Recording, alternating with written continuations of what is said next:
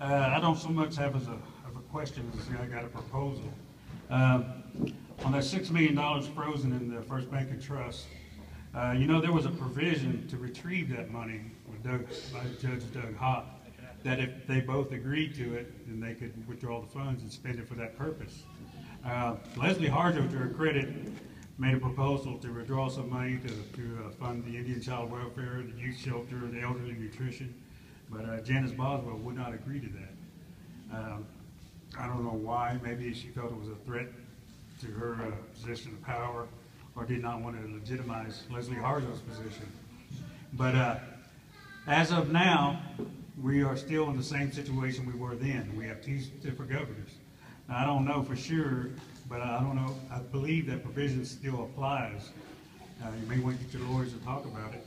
But if both disputed governors could come to agreement how to spend that money, then that would free up some of that $6 million that is in that bank in Clinton, and then we could provide for some of these services that people are talking about, but we don't have now.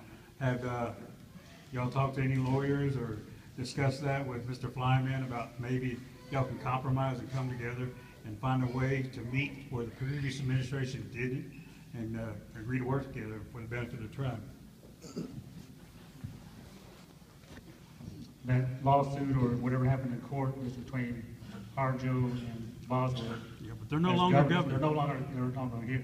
So we came in as administration, and we talked to our attorneys. We've actually, I think, Lieutenant Governor here was, you know, under the impression whenever that judgment came out, it was a win for us. We should have started making applications at that point for that money.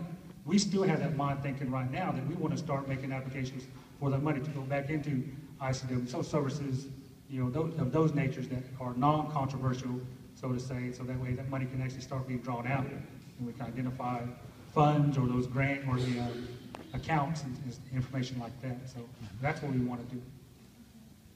But you don't know for sure if if that money's available?